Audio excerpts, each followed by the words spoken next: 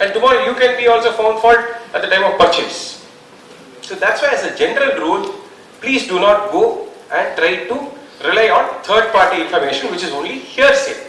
If you have written material, no problem. So hearsay itself has two forms, direct evidence or indirect. What we have been discussing till now is indirect because we didn't have any material. We didn't have any material except Mr. X, Y or Z told you. But suppose, let's say a Knight Frank report is there, a CBRE report is there, who has just done 3 months back. In this area, this is what are the numbers given roughly.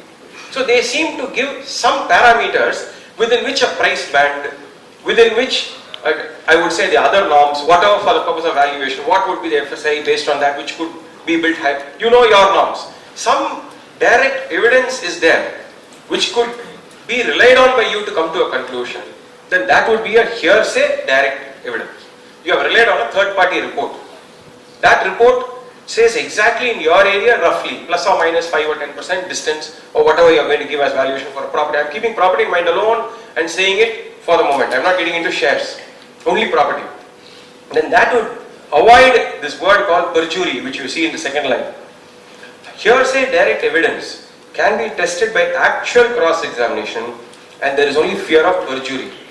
Fear of perjury is saying giving wrong evidence. The court can say that you have given a wrong evidence. But if you have material, direct evidence, no problem. You can at least save yourself. But hearsay indirect evidence is inadmissible unless a statute provides for it. See, certain statutes say reasons to believe, reasonable, in your opinion, where it gives you certain, I would say, elbow room for you to take a decision. Suppose your own regulations of the institute or the valuation principles say that you can form your opinion in certain portion. That portion it can help. So these are the areas where it is admissible, but inadmissible is statute says you are not supposed to take this into account. If you take that into account, then it is hearsay indirect because statute has already barred you. But you are saying you are taking something into account which a statute has barred. I am not trying to get super technical. All I am trying to tell you is be very careful.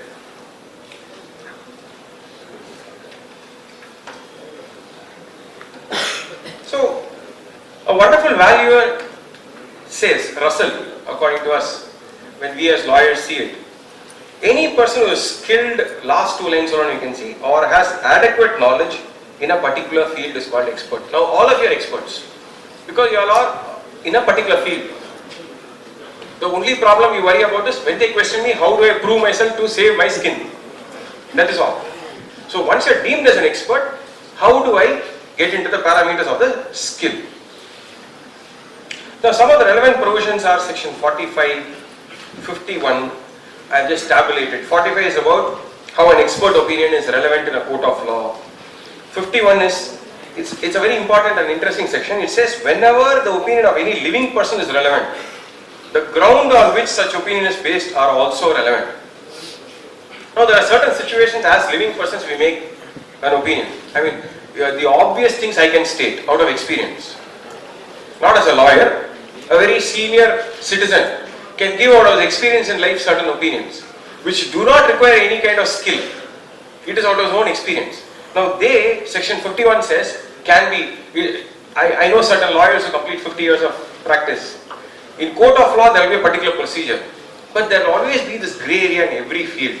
You will neither be on the illegal side nor on the legal side, but the grey area is always there, within which alone the word called experience plays. So they give us new procedures when cases of some rare facts come into play, and he gives it out of his opinion. It won't be a settled position of law, there won't be a case law, there won't be any kind of settled principles at all. But out of his experience he will say, in this particular case, though it was not recorded, this is what is the method we found for that purpose. Now for me it may be useful in a court of law, but for you it is very tough.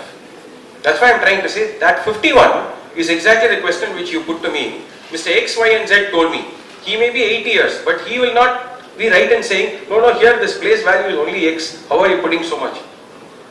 That's only an opinion, you can't rely on that. When to rely and when not to rely depends on the facts and circumstances.